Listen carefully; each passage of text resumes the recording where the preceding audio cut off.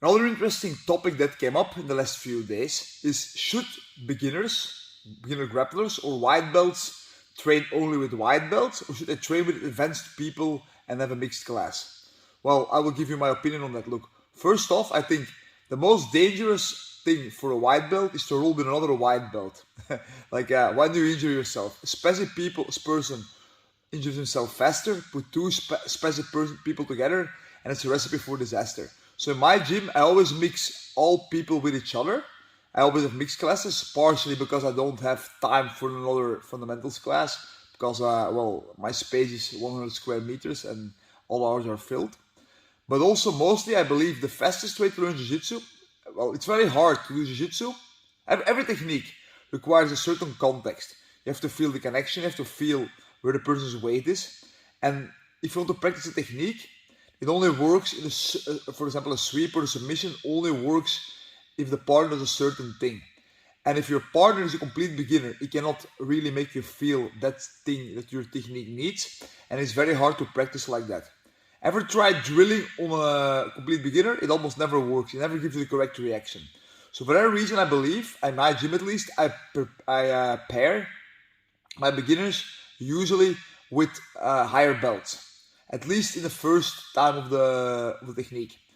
And also, on top of that, I believe the way to learn Jiu-Jitsu is never through drilling. It's always, or mostly, like a little bit of feeling out the technique and then straight make it alive and go into rolling with progressive resistance. Two beginners together often go full bore with each other because I don't really understand what is the goal of it and they have less context. So I think in those free rolls, I put, for example, every class instead of lines, which is a waste of time. I put, for example, 20 minutes, go one round bottom, one round top, so bottom, win or lose, go top, win or lose, switch partners. And in this context, I switch everybody through to each other. Now I do notice that complete beginners never go complete with complete beginners. Or complete uncontrolled people go with other complete controlled people. That's, as a coach, that it takes some experience to have an eye for that. But, well, I think I managed to do it over the years. So, in that, normally if you have like roles in lines, people are very focused on achieving their goal within that set round or in those lines, yes. But if you have 20 minutes, for example, of positional rolling, where everybody continuously switches up on failure, up on win, people tend to take more time to explore the technique, and also nobody really minds to explain a bit of technique to the person. If I only have like 2 minutes of a round before we switch in that position I want to train, I'm going to be very eager. But if you give me unlimited time, I'm going to take my time, and I also don't have a problem explaining something to the beginner. So I think most of the learning, actually I think Jiu-Jitsu is actually impossible to learn in group. It's always one-on-one. So when I have my classes, I hope to give people time and the mindset to correct each other. So basically, two people can give each other a private. Now also, there's many arguments for this. You learn most of the things you learn is you learn them by explaining them yourselves. So like you learn a bit from seeing something, learn a bit from doing it, learn a bit from hearing something, from watching other people explain it, but to learn most from explaining things yourself. So if you pair your higher belts with lower belts, or advanced people with beginners, the advanced people will understand the technique more because I explain it, and at the same time the beginner gets a better coaching right away and makes it right away safer.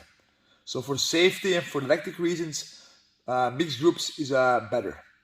Now, I do get also the point of having white belt beginner classes only in a certain aspect.